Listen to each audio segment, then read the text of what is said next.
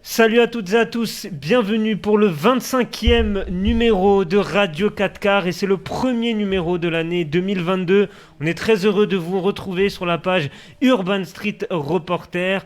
On vous souhaite une excellente année, bon c'est un peu tard mais vaut mieux tard que jamais.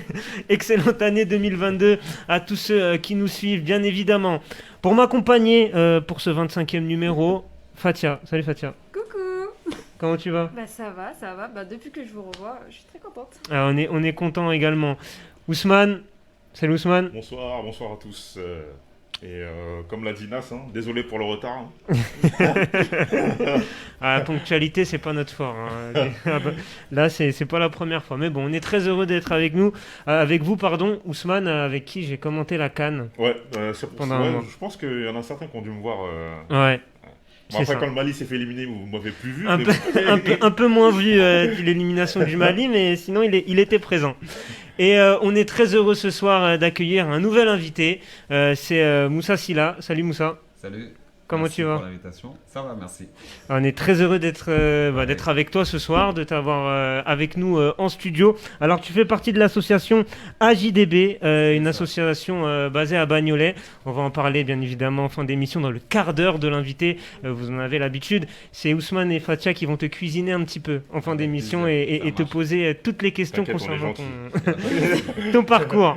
Au programme de cette émission, les amis, on va évoquer en sujet numéro 1 les 14 ans des sports et créations. Et oui, déjà 14 ans que l'association gargeoise est là. C'est l'occasion pour nous d'évoquer cet anniversaire et de parler un petit peu de notre expérience. Que d'anecdotes autour de cette association. Il a sorti son carnet, il a dit c'est bon. Même pas, tout est dans la tête. Donc ce sera le thème numéro 1. Ensuite, on parlera du convoi de la liberté. Alors si vous avez suivi un petit peu l'actualité, il y a eu donc un convoi de la liberté ce week-end du côté de la France et de Paris, avec un convoi de véhicules en lutte contre la hausse du pouvoir d'achat et également contre le pass vaccinal. Donc on en parlera autour de la table. Et puis Ousmane va nous évoquer les JO d'hiver 2022 qui se déroulent à Pékin. Est-ce une catastrophe écologique ? On va se poser la question. Et oui, je ne l'ai pas dit, c'est Fatia qui va nous parler des 14 ans de l'association et je vous parlerai du convoi de la liberté. N'hésitez pas à nous suivre sur l'ensemble de nos réseaux sociaux. On est présent, Urban Street Reporter sur Facebook, USR officiel sur Instagram, sur Twitter. On est bien sûr partout, sans oublier le site web urbanstreetreporter.com. Allez, on va démarrer l'émission avec toi, Fatia. Les 14 ans de l'association. Et oui, déjà 14 ans. 14 ans. Ouais. C'était hier. C'est ça. 14 ans, c'est long quand même. J'avais 12 ans, je crois que. T'avais 12 ans Non. Oula. Je suis nul en calcul. Là, t'as eu 15 ans peut-être, non ? J'ai 28 là. Ouais, T'as donc. 14, merci. 14. T'avais 14. T'as 28 ans ? Ouais. Déjà, on est en train de perdre du temps. Je pensais que j'avais quel âge ? Je pensais qu'on avait un an de différence. Ah non, je les fais pas, c'est pour ça. Merci, c'est gentil. Non, encore plus avec le masque maintenant. Donc oui, Fatia, les 14 ans de l'association. 14 ans de l'association et 6 ans d'Urban Street Reporter. Exactement. Faut pas l'oublier. Ouais. Les 6 ans, on les a fêtés lundi 14 février. Bon, on n'a pas fêté la Saint-Valentin, mais au moins on nous a bloqué au travail pour fêter les 6 ans de Urban Street Reporter. Et le lendemain, pour pas fêter la Saint-Valentin encore, on nous fête... Ah, vous avez fait 2 fêtes ? Non, on en a fait qu'une seule. D'accord, ok. Il n'y a pas tellement d'argent à l'association, on a besoin de fonds. Ouais, c'est ça. Non, je plaisante, on a bien fêté. On a Ouais. bien fêté les anniversaires. Normalement, j'aurais dû vous ramener aussi le 4 quarts de Radio 4 quarts. Ouais, et le fameux 4 quarts. Le fameux 4 quarts. Mais Où est le 4 quarts, j'ai Fatia ? oublié. Le 4 quarts sec. Ils l'ont tous mangé. Non, en vrai, ils en ont mangé. Ils ont mangé pas mal de parts. Mais Ouais. la prochaine fois, je le ramènerai, d'accord ? Mais du coup, 14 ans que Urban Street Report, 14 ans que plutôt Esport et Création existe. Et cette association, elle a été fondée en 2008 par Indayaji. De base, c'était une association socio-culturelle qui était dédiée à l'art et à la culture.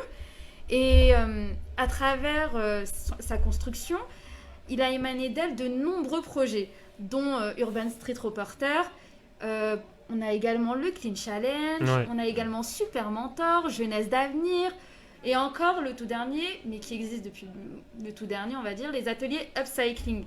À travers eux, en fait, on aide à répondre à des sujets tels que la médiation, la parentalité, la sensibilisation autour de l'écologie. Et surtout, on essaye d'être présent au maximum, d'où les nombreux projets qu'on fait sur le terrain pour aussi permettre aux jeunes, en fait, de pouvoir se connaître, en fait, se connaître et sortir un peu de leur zone de confort et sortir aussi de tous ces clichés qu'on a sur la banlieue, du fait que, bon, bah voilà, on reste dans nos quartiers, mais sans plus. On est toujours là à faire des allers-retours entre la maison et l'école, mais sans essayer de se construire ou autre. Et cette association, je pense qu'on a tous des souvenirs à travers elle.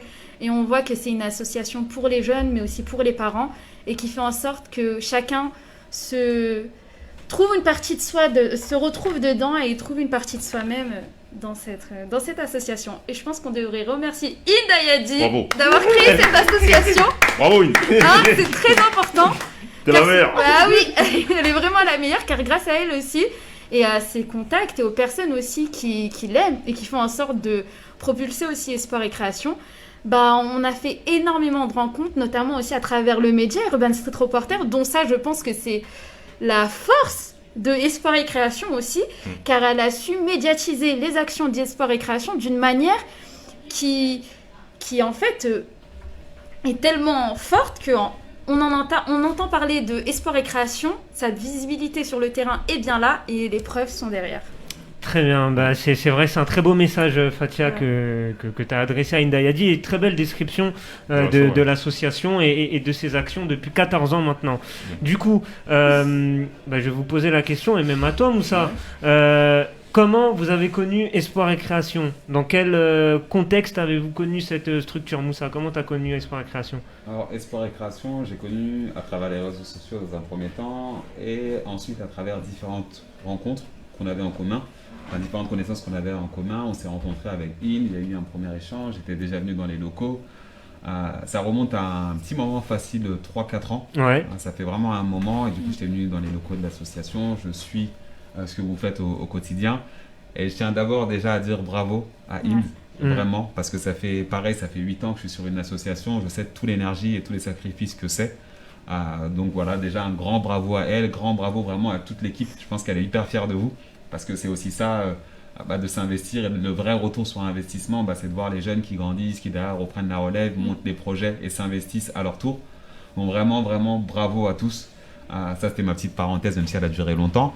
Mais sinon, vraiment... Merci Moussa, ça nous touche, je te dis en tout cas. Voilà. Et toi, Ousmane, du coup, comment t'as connu l'association ? Moi, j'ai connu l'association un peu grâce à toi. Parce oui, que c'est vrai. Je crois que tu m'avais parlé du service civique et tout, et puis c'est parti comme ça, de fil en aiguille. Et puis moi, je suis parti faire un service civique là-bas. Ouais. Et puis maintenant, enfin voilà quoi, Inde, c'est un peu la tata quoi, c'est un peu la maman, tu vois. Tata Indax. Tata Inde. Ouais. Et donc moi j'ai pu voir en fait j'ai pu voir en vrai comment se passe une association, et c'est du travail. C'est beaucoup de travail, d'abnégation, pardon. C'est comme ça qu'on dit ? Oui, abnégation. Les mots en français, là, c'est compliqué. Donc beaucoup de travail. Ouais. Et j'ai pu le voir avec Inde qui se défonce, et puis tous les gens qui sont autour d'elle, qui la soutiennent.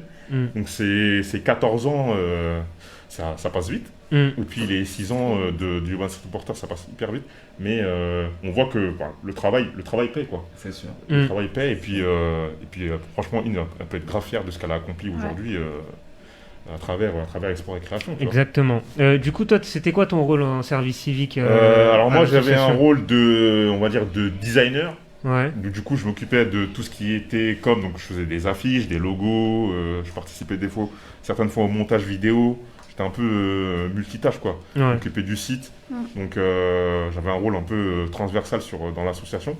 Et puis bien sûr, quand il faut nettoyer, quand il faut faire ça, etc. En fait, c'est ça qui est cool dans l'asso, tu vois. Toi, c'est pas comme au travail. Au travail, t'as un taf et tu fais ça et c'est tout. À l'association, on dit ta mission c'est ça, mais tu peux être amené à passer le balai, tu vois. Et c'est ça qui est génial. Et c'est ça qui est génial dans une association, tu vois. Tu dis ça chez toi aussi. Bien sûr, je le dis. T'as intérêt. Bien sûr, je le dis. Et ouais, donc c'est ça qui est génial dans une association. Et puis Et puis l'ambiance à l'assaut, elle est super, quoi. Ouais. C'est vraiment cet esprit de famille, quoi. Tu vois. C'est ça. Il dit ça parce que l'été où on était ensemble à l'association, faut savoir qu'on faisait des goûters, des barbecues. Ah ouais, c'était le meilleur été. Ah, c'était pas mal. Franchement, c'était trop bien. Les barbecues de l'assaut, je vous les ils sont recommande, pas mal, hein. c'est pas mal. Dans le petit jardin et tout. Mais en plus, tu sais qu'il y avait je crois que c'était il y avait la Coupe du Monde. Il y avait la Coupe du Monde, c'était en 2018. 2019. Il y avait pas la Il y avait quoi en 2019? Il y avait quoi en 2019? Il y avait la CAN. Ouais, il y a la CAN. Il y avait la CAN, je me rappelle qu'à l'assaut, je sais pas qui a eu l'idée, mais ils ont pris un rétroprojecteur, ils ont projeté le match sur le mur de l'immeuble d'en face, et là je me suis dit, ah ouais, quand même. Ça, c'est les astuces d'In, ça. Ouais, c'est ça. Franchement, c'était bien. Hein. Ouais. Mais je crois que l'assaut, en plus, lui, je l'ai connu à travers lui. Il l'avait mis sur son Snap. Et moi, je l'avais jamais vu. Mais en fait, c'est ça les associations, tu vois, c'est de bouche à oreille, de machin. Ah, t'as entendu parler de ça, totalement. En plus, quand je suis venue à l'assaut, je suis tombée sur Rousse. Je fais. Après, j'ai vu Ivo qui était dans ma classe en licence. On s'est jamais parlé. Mais on se voyait, on se disait juste bonjour, bonsoir. Je le retrouve, c'est pas possible. 2 semaines après, t'as mon voisin.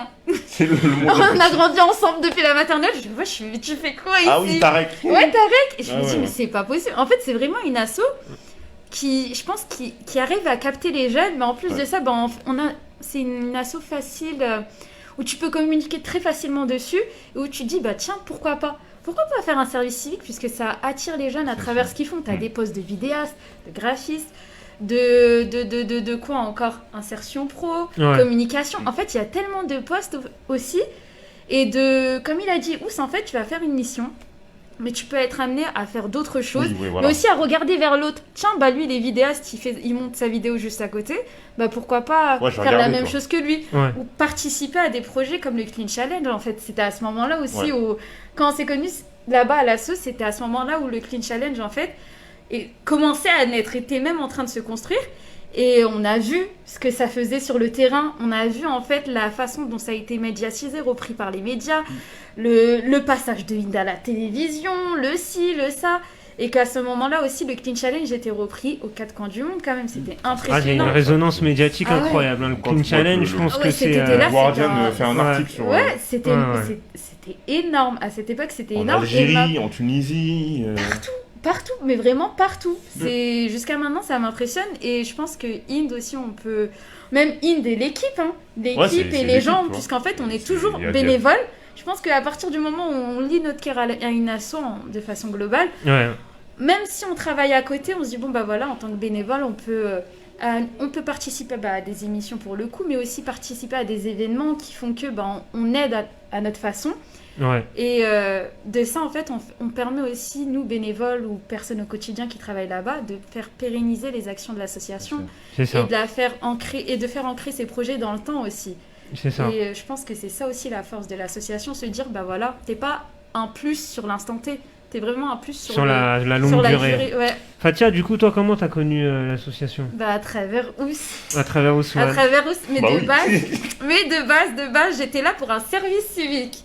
Juste, comme ça tombait pendant mes études, j'ai pas voulu mettre un plan à l'association. Parce que je me suis dit, je peux pas concilier mes études. À ce moment-là, ça prenait tous les jours de la semaine. Ous, il l'a fait. Ous, il l'a fait. Moi, j'ai enchaîné l'étude et... Non, mais pour vous dire, Hind est témoin. Ah, c'est un travail. En fait, j'avais les cours et j'avais un stage plus le service civique. C'est-à-dire qu'en fait, je venais à 18h30 à l'assaut et je restais la soirée avec Hind à m'accompagner la soirée. Genre 23h. Des fois on finissait tard et tout machin. Et en gros, je faisais ça du lundi au vendredi. Et le samedi, j'étais là toute la journée. Donc en gros, je sortais chez moi à 8h, je rentrais, il était 23h minuit. Mais c'était tellement bien. Genre l'ambiance à l'assaut, tu vois, quand je sors plus tard, je me dis, ah purée, je vais aller à l'assaut, c'est trop bien et tout machin. Ah purée, il a quand même dit. Non mais ça dans le sens. Regardez la diffamation, vous voyez. Je vais dire à Hind, ah purée, et je vais m'arrêter à là. Téléphone arabe, je dis A, je dis Z. Mais mais c'était génial. Et surtout, je sais pas comment ça se passe dans ton asso Mousse, mais les projets, comment ils naissent, c'est Hind, elle est comme ça. Ils viennent sur un plateau. venez, on fait un concours, genre on nettoie les quartiers. Vas-y, ouais, allez. Ouais. Et le Clean Challenge, il est parti comme ça. Ouais. C'est In qui sort un truc comme ça, et puis regarde où c'est. Il y a ce côté naturel, ce côté spontané, genre, tu vois, que tu retrouves aussi dans ton asso, Moussa, dans la création de projets. Ça me parle totalement là, depuis ce que vous dites, c'est exactement ça. Finalement, en fait, à chaque fois qu'il y a une problématique, quelque chose, au lieu de se plaindre et de rester dans un mood négatif, tu as tout de suite envie d'y répondre. Ouais. Et c'est ça la force finalement qu'on a dans nos quartiers avec nos assos, c'est qu'on a cette créativité, on connaît les habitants, on connaît les plus, les moins, et à partir de ça, tu as un projet qui naît. Vraiment, il y a une problématique, il y a quelque chose, tu décides de monter un projet, et bien souvent, c'est comme ça que ça se passe, donc ça me réconforte. On n'est pas fous. Je pense que dans ces assos de proximité, on a un peu tous les mêmes méthodes, les mêmes manières de procéder et de réfléchir quand un projet veut se concrétiser. Moi, par rapport à mon expérience avec Urban Street Reporter, alors moi, Esport et création, lapsus révélateur, parce que j'ai connu Inde, alors moi maintenant ça fait 6 ans que je suis à l'association, et j'ai connu Inde sous le prisme d'une amie que j'avais en commun avec elle à l'école de radio. Ami d'amis. Voilà, c'est ça. Et qui m'avait parlé d'Inde, qui avait le projet justement d'Urban Street Reporter, mais qui n'était pas encore ficelé, et qui disait qu'elle cherchait des jeunes journalistes en formation pour monter le projet. Et c'est comme ça qu'en fait j'ai découvert cette association. Et tout de suite, en fait, moi je connaissais pas le milieu associatif avant de mettre les pieds à Esport et Création. J'avais jamais mis les pieds dans une asso. Et j'ai tout de suite trouvé de la proximité, de la bienveillance, un groupe de jeunes aujourd'hui ils ont 20 ans maintenant, les jeunes avec qui on a bossé au départ. Je pense à Drito notamment, à Olivier. Enfin voilà, c'est des jeunes, Zakaria, des jeunes qu'on avait accompagnés lorsque je suis arrivé pour créer Urban Street Reporter, donc qui est né en 2016. Et je suis tellement fier de voir comment ça a upgradé d'année en année. Ça globe, c'est un truc de fou. La qualité des vidéos, la qualité du montage, la qualité des... Quand tu fais une comparaison des vidéos d'avant et de maintenant... Mais ça n'a rien à voir. Mais même avant, tu sais, moi, je me souviens de tes vidéos quand tu faisais le graphisme et tout, j'étais grave impressionnée. Hein. Ouais, ça... Mais ça commence à upgrader là déjà. Tu vois, à l'époque Ousmane, ça a commencé à upgrader. Mais j'ai beaucoup de souvenirs de reportages qu'on faisait, des micro-trottoirs qu'on faisait à l'arrache. Et vraiment, voilà. Ça fait le charme aussi. Ça fait le charme de l'association. Moi, des fois, je retrouve. Moi, je regarde les anciennes vidéos qu'on faisait en 2016-2017. Mais je me tape des barres. Et tous les programmes qu'on a construits, parce que avant de faire Radio 4 Quarts, il y avait l'œil du SR, qui était un peu la première émission, on va dire, qu'on a mis en place avec l'association. Et aujourd'hui, je suis fier de voir comment ça a évolué. Et aujourd'hui, grâce en grande partie à mon expérience à Esport et Création, moi-même, je me suis lancé dans l'associatif en lançant mon association il y a 1 an maintenant avec LBSFM.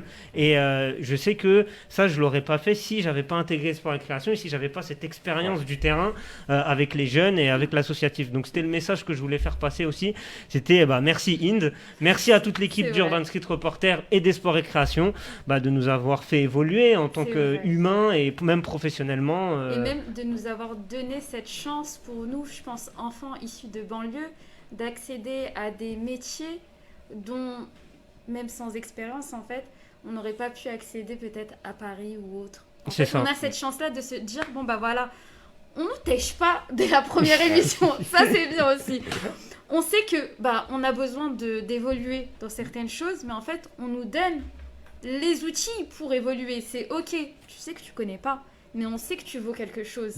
Et en fait, Inde et Marie et toute l'équipe, Samia et vraiment toute l'équipe en général, Ibo et même chacun d'entre nous, en fait, on reste tous libres et on se dit tous, ils nous aident tous à être un tremplin. Ils nous disent, t'inquiète, crois en toi, essaye de visualiser loin et nous, en fait, on te donne des outils pour que tu puisses te construire, mais surtout pour que tu puisses te découvrir. Et je pense que c'est ça aussi qui fait que, en fait, l'asso, c'est un peu... Je dirais la 3e maison. La première, c'est la famille. Ah, t'as 3 maisons, toi. On a 3 maisons. La première, c'est la famille. Au bled. La première, c'est la famille. La deuxième, c'est les amis très intimes. La 3e, c'est celle où, je pense, tu trouves ta place dans une asso. Ça veut dire que tu vas en découvrir des milliers des assos. Mais il y en aura toujours une qui fera que tu considéreras les gens comme ceux de ta famille. Tu vois ? Vraiment, tu dis, vas-y. s'il y a moyen, je passe. Je fais juste un coucou, mais au moins on est sûr de se voir dans un an. C'est pas juste salam, allez, au revoir, basta. Tu vois.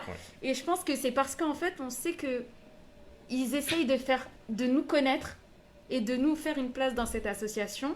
Et je pense que on peut dire merci Inde. Merci Inde, voilà. Merci et bravo, félicitations à Inde et à toute l'équipe d'Espoir et Création pour ces 14 ans. On espère encore de nombreuses années toujours présents avec Espoir et Création et Urban Street Reporter.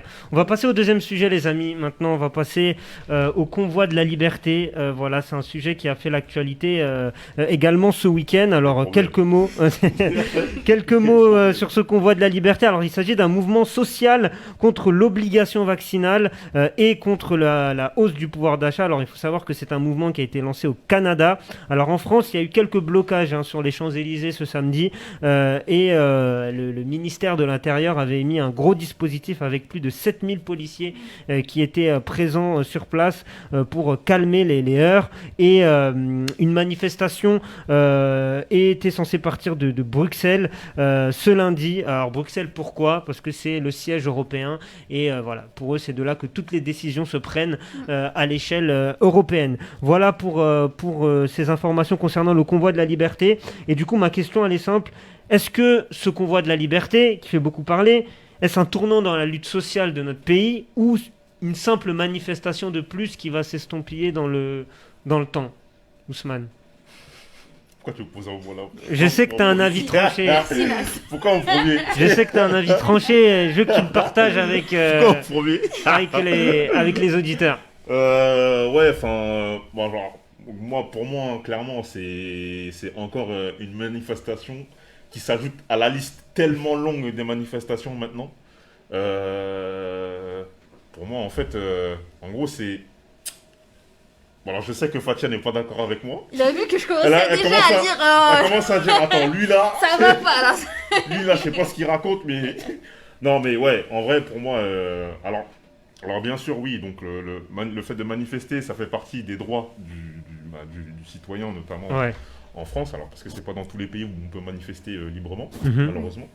Et du coup, en fait, en gros, moi je pars du principe que en fait, le gouvernement il a trop de pouvoir en fait. Le gouvernement a trop de pouvoir et que en gros c'est le fait de manifester, c'est voilà, bon, on leur laisse le choix de manifester, voilà, de crier, de casser, etc. Mais au final, la décision finale nous revient à nous, tu vois. Et en fait, j'ai l'impression que tous ces mouvements sociaux ne servent à rien. Je vais prendre l'exemple des Gilets jaunes qui ont eu plusieurs revendications et notamment par rapport au prix élevé de l'essence. Ouais. Alors, messieurs, dames, je vous invite à aller à la pompe à essence et de regarder le prix du gasoil. Ouais. Je vous invite à aller à la pompe à essence et regarder le prix du gasoil. Et là, tu te dis, mais à quoi ça a servi? Tous les week-ends, tous les samedis, c'était rendez-vous aux Champs-Élysées pour manifester. Alors, j'ai l'impression que les Gilets jaunes, ça a servi seulement à faire des musiques. D'ailleurs, pas mal comme musique. Comme Johnson, on le salue. Ouais, qu'on salue d'ailleurs. Ouais. Et du coup, voilà. En fait, moi, je me dis, voilà, comme je l'ai dit, que voilà, le gouvernement, en fait, les gouvernements ont trop de pouvoir et que la décision finale leur revient à eux, tu vois. Et du coup, quoi qu'il arrive, quoi qu'il se passe, qu'ils manifestent ou qu'ils ne manifestent pas, c'est le gouvernement qui a le choix final. Donc, alors on peut exclure. Alors, je comprends, les gens sont pas contents et ça permet de mettre l'accent en fait sur l'importance aussi sur les revendications. Que le fait que les gens ne sont pas contents, vraiment pas contents, mais je me dis que à quoi ça sert en fait de manifester, puis vu qu'au final il n'y a rien qui change. T'as 49.3, t'as un machin, etc. Fatia, vas-y. Alors moi si on revient dans... Parle bien dans le micro. Alors si on revient déjà sur la manifestation qu'il y a eu la semaine dernière, de base elle n'était pas autorisée. Ouais. Déjà de base. Elle n'était pas autorisée. Elle n'était pas autorisée. Il n'y a même pas la liberté de manifester. Déjà on peut le retirer. Maintenant, si on revient aussi sur le mouvement des Gilets jaunes, faut pas oublier que ça avait ralenti tout l'Île-de-France. Et que malheureusement, en fait, c'est tombé pile à la période du Covid. En fait, si on se souvient bien, ça avait commencé décembre. Ça avait commencé avec la grève des transports aussi. Ouais, décembre 2019. Ouais. Ça a ralenti tout l'Île-de-France. Ensuite, ils faisaient des manifestations, mais tous les samedis. tous les samedis ou toutes les 2 semaines, mais je pense que c'était vraiment tous les samedis. Et ils tenaient. Mais ce qui les a arrêtés net, c'est le Covid en mars 2020. C'est ça qui les a stoppés. Ça commençait déjà un peu à s'estomper parce qu'il y a eu des réductions de salaire. Oui, mais il y en avait quand même qui manifestaient. Bien sûr. Et je pense que tu sais qu'aller sur Paris manifester et bien être présent, en fait, ne pas du coup lâcher prise, ça montre que la manifestation, en fait, elle tenait le coup. Mais ça sert à quoi? Justement, sincèrement, je sais pas ce que ça aurait pu faire là à l'heure actuelle. Je sais pas, en fait, ça aurait pu. Je sais pas, vu qu'il y a eu le Covid, ça les a arrêtés en plein chemin. Mais pour le coup, manifester pendant 3-4 mois. Mais donc tu penses que si le Covid n'avait pas été là, s'ils avaient continué, ça aurait eu, le gouvernement aurait dit, tiens bon, les gilets jaunes là, ils sont un peu trop énervés, hein, donc on va baisser le prix du gasoil là. Hein. À mon avis, déjà je pense qu'à cette époque il y a eu un gel des prix. Oui ou non? Un gellement? Un gel des prix des prix de l'essence. Mais ça c'est pour le. Il y a eu au moins un gel. Carotte qui fait avancer l'âne, tu vois. Oui, mais au moins il y a eu un gel à ce moment-là. Oui, mais en fait, c'est pour calmer le peuple, tu vois. C'est en gros pour dire, bon, on va geler les trucs, mais après, on va reprendre. C'est comme avec le pass vaccinal qui va se passer. Oui, mais là, c'est un exemple. Ça prouve qu'il y a bien eu un retour de la part du gouvernement. En fait, je dis pas que le retour n'est pas grand, n'est pas immense face à toute la colère du peuple qu'il y avait eu à ce moment-là. Ouais. Mais c'était une pierre à l'édifice. Oui ou non? Oui, d'accord. C'était déjà ça de fait. En fait, c'est pas comme si... En fait, et ils manifestaient surtout pour la hausse des prix d'essence. Oui. Et donc après, il y a eu un gel à ce moment-là. Donc, mais il y a eu le retour. Il a combien? Non, mais oui, mais là, je te parle de l'époque. Là, tu m'as posé la question si, en fait, est-ce que manifester, est-ce qu'il y a vraiment des conséquences derrière? Est-ce qu'il y a, en fait, un retour de la part du gouvernement dans des actions? Est-ce que, en fait, le gouvernement a mis des actions, a répondu. Oui, il y en a eu. Non, mais attends, les actions, c'est quoi? Les actions, c'est quoi? Il y en a eu une. Les actions, c'est quoi? Le gel. Non, j'envoie la police. Ah oui, mais ça les manifestations, c'est pour mutiler les gens. Je manifeste. Les flics, ils envoient des gens à l'hôpital, des gens qui perdent leurs mains, des œils au beurre noir, des gens qui perdent la mobilité, qui deviennent handicapés, des choses comme ça. Sur ça, je suis d'accord avec toi. Mais pour moi, en fait, les manifestations, moi, je ferais pas partie des gens qui manifestent, d'accord? Très sincèrement. Mais je pense quand même que grâce à eux, à travers eux, en fait, on les écoute, on les entend, et le fait de voir que, oui, toi tu les entends. Moi je les entends. Moi, pour faire un peu l'arbitre là, c'est très intéressant vos deux points de vue. Et après, si Moussa, tu as un avis aussi par rapport à cette question. Moi, je suis un peu partagé entre vous deux. En fait, je rejoins ton pragmatisme, Moussouane, parce qu'au final, il faut voir les faits. Et les faits, par exemple, sur l'exemple de l'essence, c'est vrai que au final, on voit la hausse qui est là actuellement et le pouvoir d'achat qui ne fait que de monter actuellement. Après, on paye aussi peut-être une crise sanitaire et que l'État veut aussi retrouver ses sous. Et d'un côté, je suis d'accord avec Fatia sur l'importance de manifester parce que, effectivement, si l'État ne répond pas favorablement aux attentes du peuple, ça permet de mettre en éveil la population, peut-être une certaine population qui n'est pas touchée ou qui ne se sent pas concernée, justement de se dire que il y a des gens dans mon pays qui souffre de ça, peut-être que je devrais m'y intéresser, et ça crée une sorte d'engouement populaire entre guillemets, et ça peut sensibiliser sur des questions importantes, même si la réponse qu'on attend n'est pas celle qu'on souhaite, mais au final, je me dis que ça permet aussi d'éveiller certaines consciences sur peut-être les choses qu'on vit et on se rend même pas compte des difficultés qu'on a. Je veux juste avoir l'avis de Moussa, est-ce que tu as un avis sur l'intérêt de faire grève en général et de se mobiliser et de manifester? Je pense qu'il y a un intérêt. Après, bien évidemment, chacun manifeste pour les causes qu'il a envie.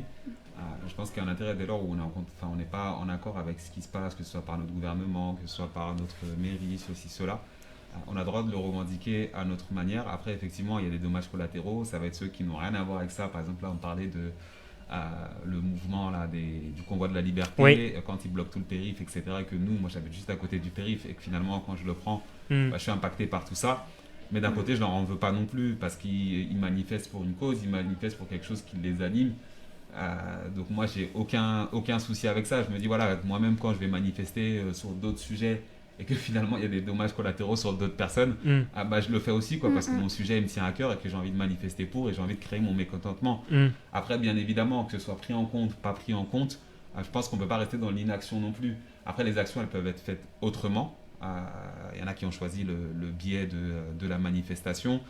J'en ai pas d'autres, on va dire, à leur conseiller, mais ouais, effectivement, il y a différents moyens de créer son mécontentement par les manifestations, par le fait de faire une grève, etc.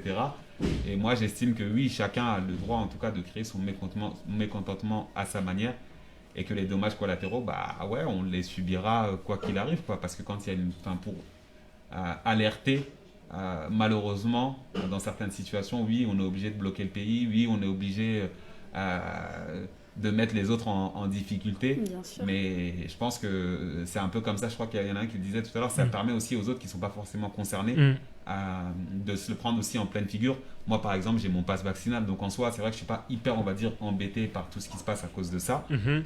Mais là aussi, de voir les revendications des uns et des autres qui t'expliquent par A plus B avec leur point de vue pourquoi ils n'ont pas envie de se faire vacciner, pourquoi ceci, pourquoi cela. En fait, je ne suis pas fermé. Je me dis, ouais, ils ont aussi leur avis, ils ont aussi le droit de l'avoir et c'est totalement dans leur liberté et dans leur droit de le revendiquer à leur manière. Bien sûr, bien sûr. Après, il faut savoir que même au niveau du pass vaccinal, si à l'heure actuelle, nous, pour le coup, on va se dire, voilà, je l'ai. Dans quelques mois aussi, il y a toujours ce nouveau sujet qui est lié au délai de la validité du pass vaccinal. Donc, quand bien même, en fait, on est là à dire moi je l'ai, c'est vrai, mais jusqu'à quand en fait? Parce que là on enchaîne des doses et donc si ce pass vaccinal est valide jusqu'au mois de juillet peut-être et encore un conseil, allez regarder votre compte Amélie parce qu'en fait ils ont envoyé un message qui disait que pour tous ceux qui ont fait la dernière dose de rappel, ils devaient aller en pharmacie ou imprimer une attestation avant le 15 février pour que le pass vaccinal. Le 16, c'est trop tard. J'ai appris ça ce matin. Mais pour que le pass vaccinal soit valable 7 mois après le 15, avant le 15, et si par contre vous imprimez cette attestation vaccinale après le 15 février, il est valable que 4 mois. On comprend plus rien avec voilà, tu vois, moi j'ai appris ça ce matin. Donc c'est quoi, même si tu fais les 3 doses, t'es obligé de faire ça? Ouais, en fait c'est ça. En fait, ils avaient envoyé ça, et moi j'ai Amélie, mais j'ai pas l'application, j'ai pas ce réflexe d'y aller. Moi j'ai les 3 doses. Mais tu vois, maintenant, moi j'ai fait les 3 doses par obligation. Tu vois, je me suis dit, bon voilà, j'ai une certaine obligation. Par obligation ou pour aller au resto? Non, plus parce que je te dis la vérité. Le resto, tu peux prendre à emporter. Le cinéma, tu peux regarder depuis chez toi. Et les sorties, vas-y, tu peux te promener à droite à gauche.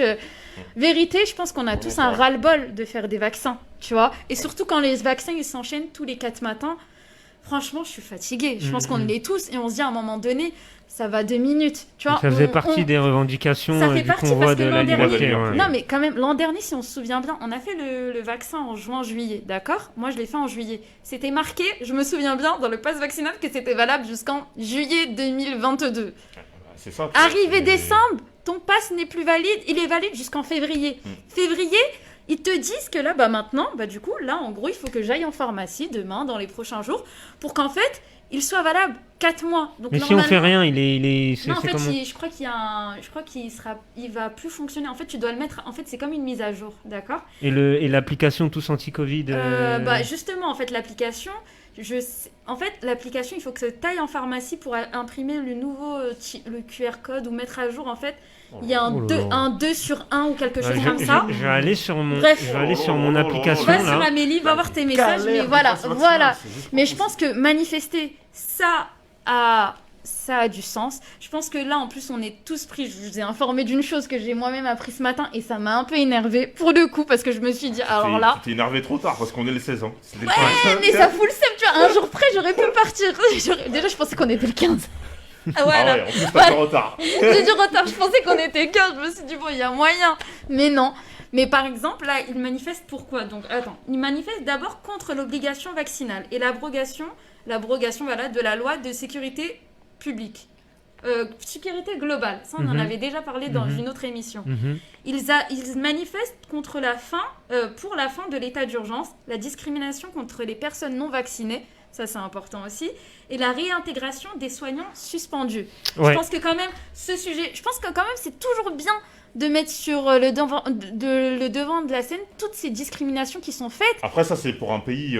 C'est pour la France. Et justement, le fait qu'ils aillent vers la Belgique ou Parlement européen. Vers Strasbourg, c'est pas sans réflexion. C'est là-bas où en fait toutes les décisions sont prises, et on en parlait dernièrement aussi, que la création du pass vaccinal, en fait, c'est une création qui a été validée par l'Union européenne pour permettre en fait à tous les Européens, ou ceux qui sont dans l'État, dans l'Union européenne, pays membres, puissent en fait se déplacer à droite à gauche sans grande difficulté, parce qu'en fait ce pass il est valable à l'international. En fait, on a ton identité, on a tout ce qu'il faut pour te tracer et tout ce qui va avec. Donc en fait, ces décisions-là, elles sont prises là-bas, et donc aller vers là-bas, c'est vraiment en gros c'est faire symbolique, en sorte... quoi. Voilà, c'est symbolique, c'est vraiment pour montrer que et faire en sorte que les mesures, en fait, si vous créez un pass vaccinal qui est à une ampleur internationale, autant mettre aussi des normes qui sont à ampleur internationale, parce qu'en fait chacun fait sa loi. En fait, dans certains pays, je pense que c'est en Autriche où il disait on ne laisse pas sortir les gens qui n'ont pas le pass. Il y a des pays où ça va loin. Où vraiment ils ont une interdiction de sortir. En fait, il y avait un moment où c'était ça. Et donc en fait, Comment ils font pour sortir? Comment ils font pour faire manifester s'ils sont interdits de sortir? Ils sont dans leur liberté. Juste Ousmane, du coup, après tout ce qu'on a dit là, est-ce que pour toi, du coup, ton avis a un peu changé par rapport à ce que tu pensais initialement? Alors en fait, sur l'intérêt. Ou si tu veux clarifier ta position, vas-y, clarifie là. Je pense, alors peut-être que je me suis un peu mal exprimé, parce que c'est compliqué le français. Je me suis un peu mal exprimé. Alors je pense qu'il faut un peu nuancer les propos, tu vois. Il y a des choses qui sont totalement abjectes dans tout ce qui est fait par... on gèle les salaires ou des choses comme ça, tu vois. C'est des choses qui se font pas, tu vois. Ouais. Mais en fait, moi, j'ai regardé de façon générale. Je me suis dit, ok, mais toutes les manifestations qu'il y a eu dans l'histoire, combien ont eu un impact concret, quoi, directement, auprès des gouvernements? Peu, très peu.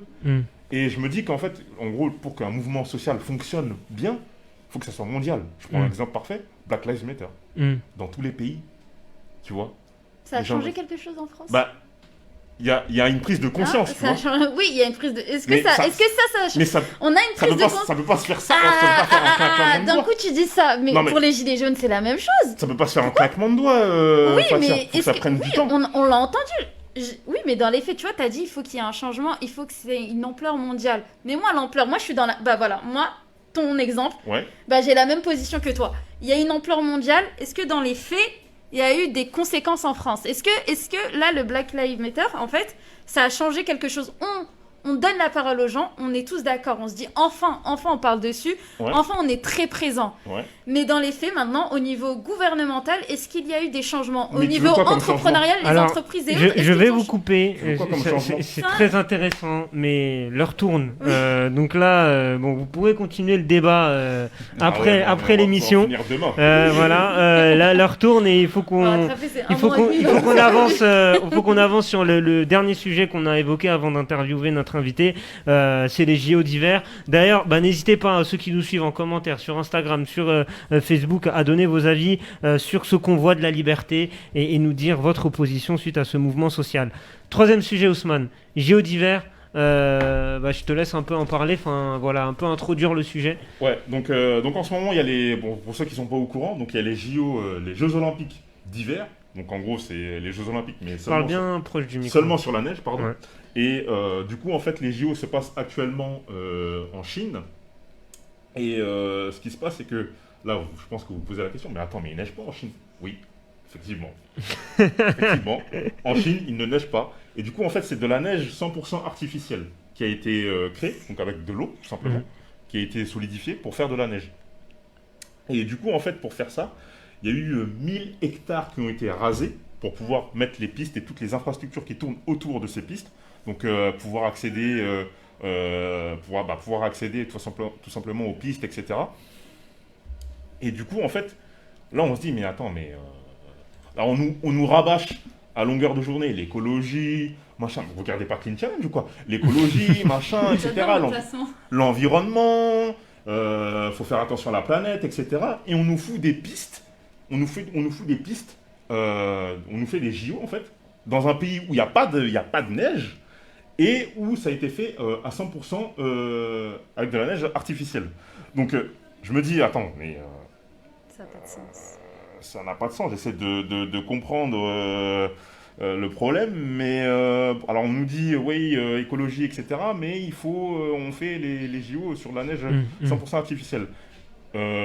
Du coup, en fait, et en plus, tu fais ça dans un pays qui est politiquement, économiquement et écologiquement discutable, tu vois. C'est la Chine, tu vois. Donc, je me dis, bon, attends, il y a un problème par rapport à ça.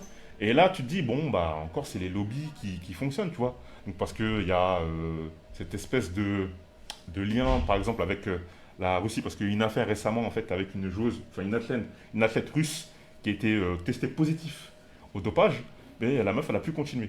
Ouais, elle a dit qu'elle s'était trompée, que c'était les médicaments de son grand-père. Oui, voilà, elle a pris le Doliprane sans faire exprès. Ah, j'ai pas fait exprès, j'ai pris un... Et donc, Chine, Russie, coïncidence. Je ne pense pas. Je ne pense pas. Et du coup, voilà, donc tu te dis, est-ce que les JO d'hiver vont pas être amenés à être totalement, en fait, annulés? Parce que si on fait les JO d'hiver en Chine avec de la neige artificielle, on pourra le faire au Qatar. Hein. Sous 40 degrés avec de la neige, 100%, il neige, hein, 40 degrés, tu sues, il y a de la neige. Ouais. Tu dis, ça pose question écologiquement. Tu dis, il y a de la neige, tu dis, mais parce que les JO d'hiver, tu vas pas les faire au Mali. Non. Tu vois, bon, je suis malien, mais tu vois, tu vas pas les faire au Mali. Ouais. Mais on pourrait les faire au Mali. Ouais. Oui, parce qu'il y a de la neige, on pourrait faire de la neige artificielle. Tout se perd, quoi. Tu vois, il n'y a plus cette spécificité au niveau du climat qui fait qu'on fait des compétitions dans certains endroits et pas dans d'autres. Et quand tu dis, il y a de la neige artificielle, donc c'est-à-dire qu'on peut le faire dans n'importe quel pays, ça, écologiquement parlant, c'est assez dramatique, tu vois. Ouais. C'est assez dramatique. Du coup, moi, je vous pose la question à vous tous. Est-ce que vous trouvez ça normal que les JO d'hiver se fassent dans des pays comme la Chine avec de la neige 100% artificielle? Alors que tu as des pays où il neige tout le temps et on pourrait faire les JO là-bas, tu vois. Et peut-être gagner des espérances de vie pour la planète, tu vois. C'est pas Sachant faux. que là, on parle de dépassement. À chaque fois qu'on arrive sur une nouvelle année, on dit « Oh, ça y est, on a dépassé les ressources. Là, on vit à crédit. La banque de la Terre, là, elle va nous dire « Oh, les gars, il va falloir payer maintenant. » Exactement. Donc voilà, je vous pose cette question-là. Est-ce que vous trouvez ça logique que les JO d'hiver se passent dans des pays avec de la neige 100% artificielle? Pour moi, c'est aberrant, tu vois. Alors, Moussa. Pour répondre, c'est vrai que c'est pas une question sur laquelle je vais souvent me pencher. Ouais. C'est pas la question des JO, etc. Parce que je suis pas un sportif dans l'âme. Mais là, c'est vrai que voilà, avec ce qui se passe, notamment d'urgence climatique, etc. C'est pas cohérent en face d'avoir des JO dans un pays, par exemple, où il n'y a pas de neige et de faire de la neige artificielle, etc. En sachant que ça a un impact écologique. Après ça, c'est mon avis général sur la question de l'écologie, de l'humanité, etc. La nature, elle est déjà assez généreuse. Donc des endroits où il y a de la neige, des endroits où on peut pratiquer assez facilement, assez plus économiquement et assez plus écologiquement les JO d'hiver. Je pense pas que c'est ce qui manque. Effectivement, quand c'est posé comme ça et que tu te re-questionnes, tu dis mais ça, finalement ça a aucune logique, quoi. Entre toute l'année crier au loup, on est comme tu disais, on est en déficit, c'est pas bon, etc. Tout le tralala. Et en face, avoir ce genre d'action, ça renvoie pas un message cohérent, en tout cas avec la situation à laquelle on nous alerte quotidiennement, quoi. Au Groenland, je sais pas, moi, il fait que neiger au Groenland. En fait, le truc. Après, c'est là où tu vois que là, il y a un aspect économique et un aspect de lobby, comme tu dis. C'est ça, tu vois. Et Pékin voulait être vraiment la première ville à organiser deux Jeux olympiques à différentes saisons, l'été en 2008 et l'hiver en 2022. Et il y a cet aspect-là aussi de montrer sa puissance, d'étaler sa puissance économique à l'échelle du monde. Et effectivement, et ça se joue au détriment de l'écologie et de la planète. Tu vois je sais pas si vous avez vu les photos, mais si on les a vues. Tu vois des centrales nucléaires. Des centrales nucléaires à côté. C'est tout gris à côté d'une planche toute blanche. On dirait on est avant la Première Guerre mondiale et tout machin. Tu te dis mais et là un truc tout blanc au milieu. C'est pas cohérent. Fatia. Moi, par rapport à ce sujet, je me pose plus la question de qu'est-ce que fait le comité d'organisation ? Puisque je crois que normalement, il y en a un à l'international et ensuite un autre dans le pays même. Et donc, il devrait y avoir un peu plus de dialogue, même au niveau des choix de... Le CIO, le CIO, ouais. Comité international olympique. Mais ils se connaissent tous. Oui, ils se connaissent tous, mais en fait... C'est tous des potes. Donc, c'est encore un souci, ça. Mais dans les faits, si on prend pas en compte qu'ils se connaissent tous, normalement, en fait, t'es censé...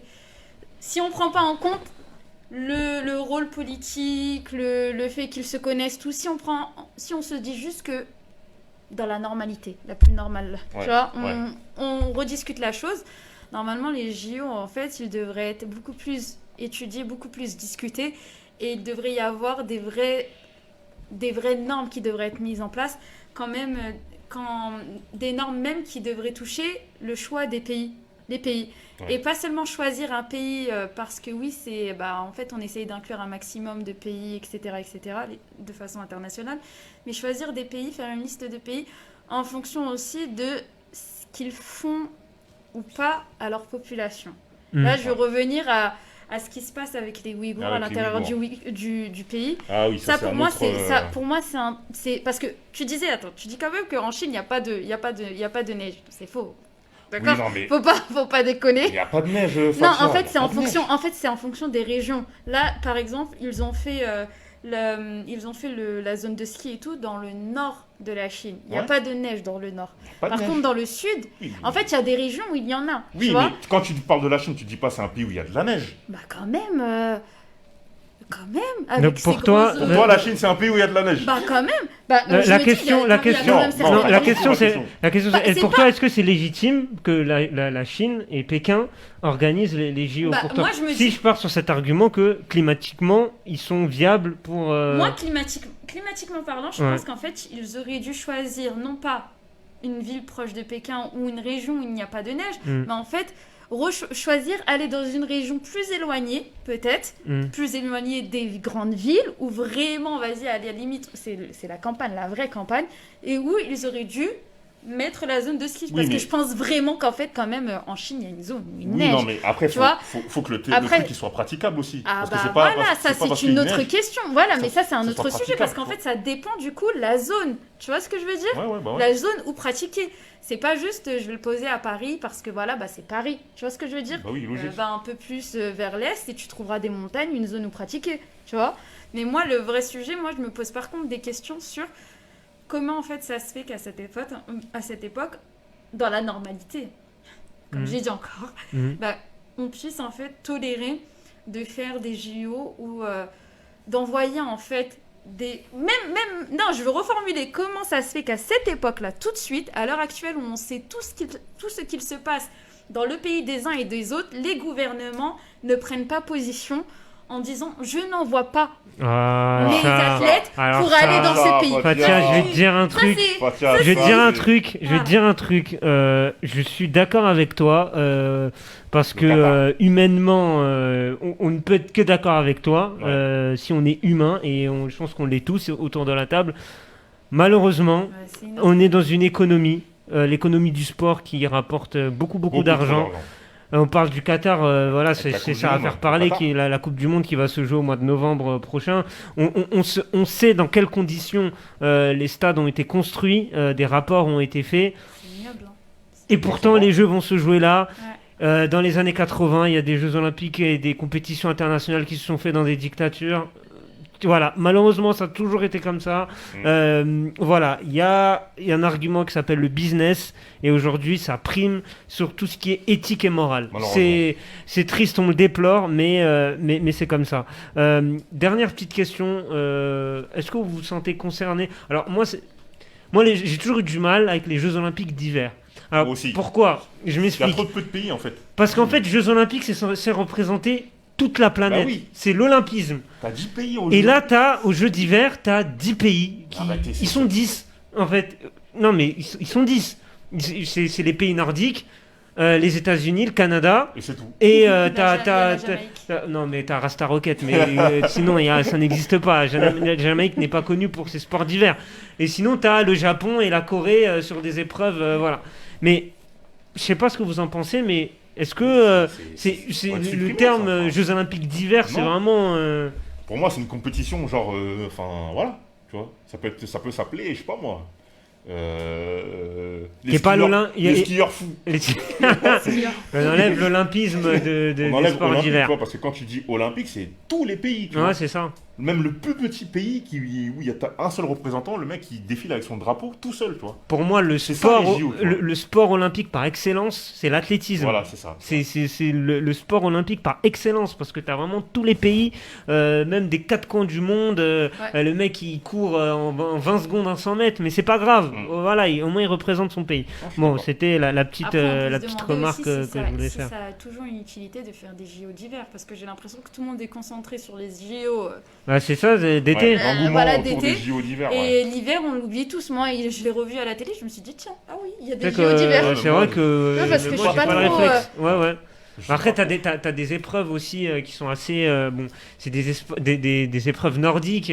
Nous, dans notre construction sociale, là je fais un peu truc, mais on n'est pas confronté au sport d'hiver tous les jours, quoi. Ouais. Alors que l'athlétisme, le foot, le basket, tout ça, c'est des sports qu'on voit le tennis, c'est des sports qu'on voit au quotidien.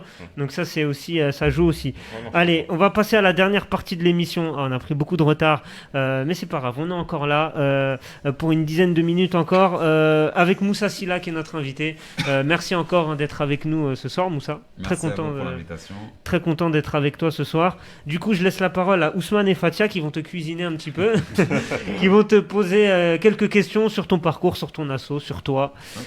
Je vous laisse la parole, mes chers chroniqueurs. Ça va, je vais cuisiner à feu doux normalement. Ça Ça va. Donc, j'ai une première question. Est-ce que tu pourrais me décrire en quelques mots plutôt, ton association, s'il te plaît?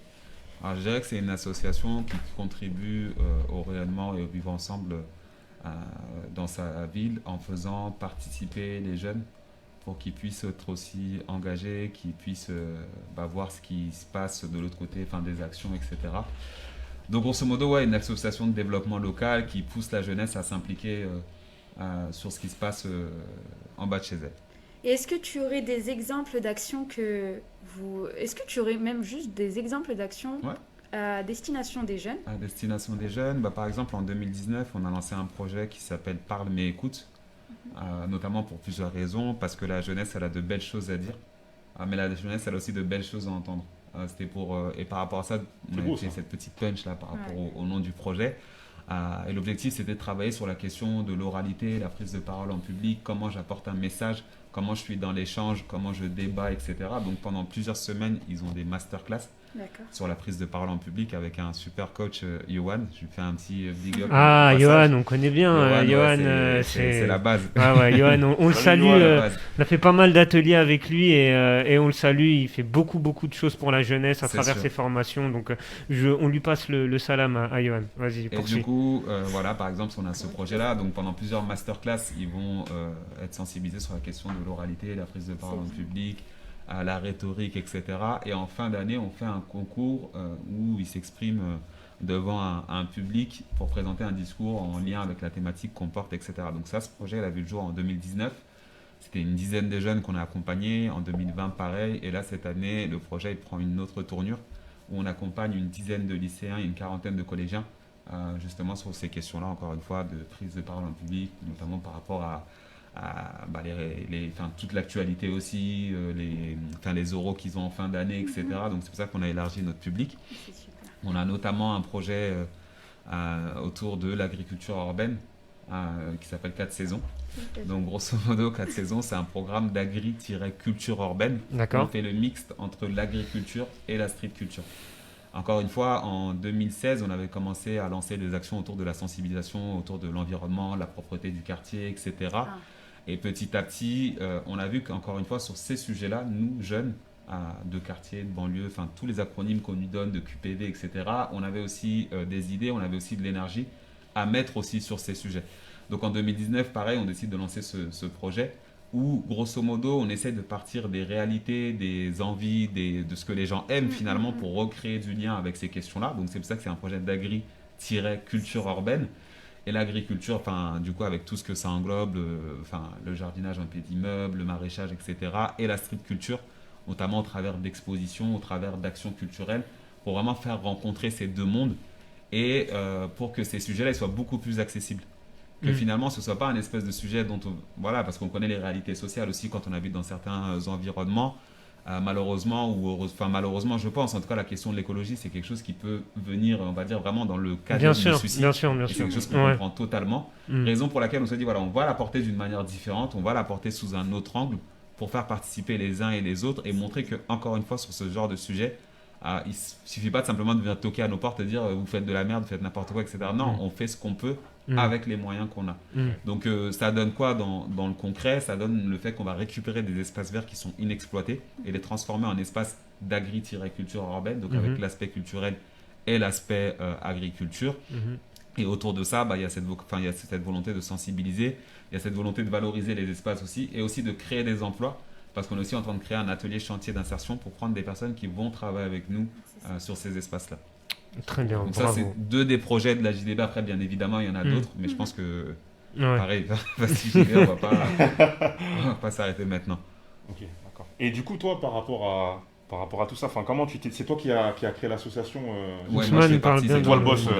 Pardon. Je suis le président et je fais partie des membres fondateurs de l'association. Ok. Et du coup, l'idée de créer cette association JDB, c'est parti de quoi? C'est parti de quel constat Grosso modo, on l'a créé en 2014. On avait quoi? On avait 20 ans.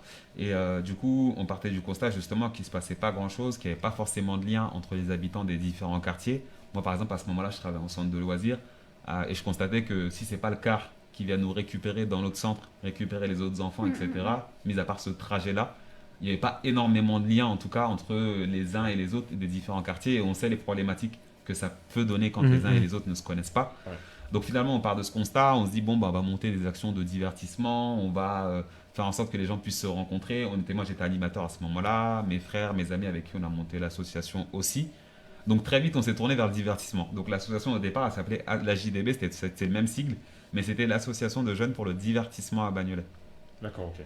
Et c'est petit à petit, en étant en contact en continu avec les uns, avec les autres, avec les jeunes, tu te rends compte qu'en fait les problématiques elles vont bien plus loin que la question du divertissement. Et c'est comme ça que la JDB petit à petit s'est diversifiée, a diversifié ses actions et a changé de nom, et est devenue par la suite en 2019 aussi l'association de jeunes pour le développement à Bagnolet. Donc il y a eu le changement. Petit changement de nom, c'est subtil. Il y a eu la bonne réflexion, tu vois. Ouais, les initiales sont toujours les mêmes, mais le projet a changé. Exactement. C'est ça. Exactement. Ok, ouais, donc tu étais parti de ce constat-là et puis tu as créé, vous avez créé cette association. Et du coup, elle a quel âge maintenant l'association? Elle va avoir 8 ans au mois de septembre. 8 ans, d'accord. Ouais. Donc c'est parti ça a complètement changé en fait. C'est ça. Vous avez pivoté, on va dire, un peu. Il y a plein de critères. Il y a déjà une prise de conscience sur le pouvoir d'agir en tant que jeune, en tant que citoyen. Il y a une prise de conscience aussi, généralement, en se disant on pointe souvent les pouvoirs publics du doigt, etc. J'ai aucun souci avec ça. Je suis le premier quand il faut dire les choses à le dire, etc. Mais d'un côté, il y a cette espèce aussi de remise en question en se disant mais en face, on fait quoi nous? On fait quoi pour notre avenir? Est-ce qu'on confie notre avenir exclusivement au pouvoir public? Est-ce qu'à chaque fois qu'il y a un problème en bas de la cité, c'est le maire, c'est un tel? Non, à un moment donné, en tant que citoyen, en tant qu'humain, on est aussi au cœur des choses. Et il faut qu'on se réapproprie aussi certaines choses. C'est une manière aussi de casser un petit peu cet assistanat, de dire tout le temps on va attendre que c'est les autres qui bougent pour nous. Et plus tu as cette prise de conscience, plus effectivement l'association elle évolue dans ses projets, dans sa réflexion, des projets de plus en plus pédagogiques. Et c'est un peu, j'ai envie de dire, une suite logique, quoi. Tu es investi, tu es sur le terrain. Excusez-moi, tu es investi, tu es sur le terrain, tu vois certaines choses. Tu prends aussi conscience, encore une fois, de ton pouvoir d'agir, que tu peux aussi faire bouger les choses. Donc forcément, ça a un impact sur les activités et les actions que tu portes qui se diversifient et qui évoluent, quoi. Bien sûr. Moi, j'ai une question aussi, parce que souvent, on ne se rend pas compte que une association, en fait, ça demande énormément de temps et de travail. Est-ce que tu pourrais nous dire aussi quelques mots dessus sur ta manière de mettre, on va dire, de construire cette association et de faire en sorte qu'elle se pérennise sur le temps aussi? En fait, c'est un engagement. C'est un engagement, quand tu le commences, tu as quelque chose qui te tient aux tripes et c'est hyper dur d'arrêter. Tu te dis, en plus tu vis le quartier où pour lequel tu te bats en quelque sorte, tu vis la ville pour laquelle tu te bats, etc. Donc quotidiennement, tu fais face à certaines problématiques, tu vois certaines choses et tu te dis, on ne peut pas arrêter. Ce travail, il est nécessaire. quand on voit tout ce qui se passe en face, quand on voit que les inégalités, elles sont creusées et qu'on fait semblant de les réduire, etc., tu te dis non, c'est pas possible. Ouais. Faut qu'on fasse les choses par nous-mêmes, et c'est là que c'est plus impactant. Parce que finalement, quand on vient juste nous apporter les choses de l'extérieur, on va le faire sur le moment T, c'est cool, etc. Mais quelle trace ça laisse réellement? Et quand les jeunes, ils se rendent compte aussi que moi, les autres personnes avec qui on l'a créé, etc., en fait, on est des jeunes comme eux. On est passé par les mêmes choses qu'eux, on a rencontré les mêmes problématiques qu'eux. Donc finalement, ça leur parle et ton engagement, du coup, il te reste au trip et ouais, t'as pas envie de t'arrêter. Après, c'est vrai que c'est beaucoup d'énergie, c'est beaucoup de travail, c'est beaucoup de week-ends qui sautent, c'est beaucoup de soirées qui sautent. Tu le disais tout à l'heure, rester tard, etc. L'association, c'est des choses que je connais et que j'ai connues. Mais après, voilà, tu es animé par un espèce de truc qui fait que tu tiens au quotidien. Ouais. Mais c'est énormément de travail. Et ça, ces côtés-là, on ne les voit pas forcément. Parce que même quand on va sur notre Instagram, bien souvent, ce qu'on va mettre en avant, c'est l'action, ce qu'on a réalisé. Mais tout ce qui se cache derrière, c'est ça. Les gens, ils le voient pas forcément. C'est ça. Mais c'est un travail énorme. C'est un travail administratif, c'est un travail de management. C'est un travail d'empowerment, de tout le temps essayer de parler avec les uns, les autres, de leur dire si c'est possible, faut pas lâcher, etc. C'est un travail qui te suit au quotidien. Tu rencontres quelqu'un dans la rue, ouais, Moussa, moi je cherche un boulot, je cherche ceci, je cherche cela. Et ton boulot, en fait, il te suit partout, tu vois. Donc c'est une vraie énergie derrière un peu tout ce décor, quoi. Ouais. Dernière question, est-ce que vous avez des soutiens de la part d'institutions ou autres pour aussi pérenniser vos projets? On a du soutien de la part des institutions qui financent notamment notre association, nos activités. On a du soutien notamment, on va dire, comment on peut dire ça, sur de la gestion de projet, un soutien ingénierique en quelque sorte, sur la création de certains projets et de leur mise en œuvre. Donc effectivement, on va avoir un soutien. Mais outre ce soutien-là, c'est vraiment encore une fois tout l'engagement que nous on va mettre en œuvre et dans les projets qui vont faire ça en sorte aussi qu'ils puissent avancer, se mettre en œuvre.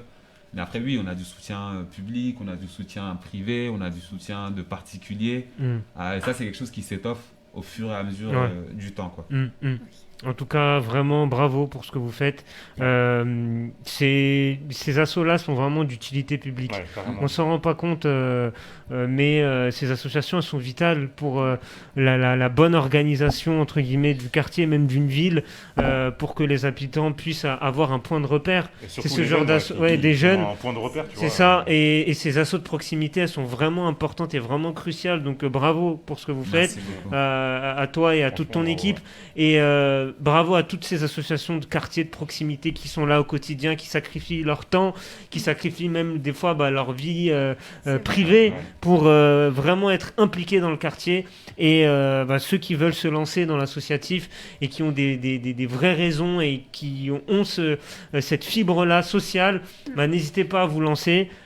C'est pas facile, mais je pense que ça vaut le coup parce qu'humainement, et je pense que Moussa, tu pourras le dire, tu as fait des rencontres incroyables depuis que tu t'es lancé dans l'associatif, comme nous avec Espoir et Création. Et ça n'a pas de prix. Donc encore une fois, bravo Moussa. Merci et grosse force à votre équipe. Ça méritait un peu là, c'est tout. Grosse force à votre équipe à Bagnolet. Vraiment, grosse force. Pareillement, et puis...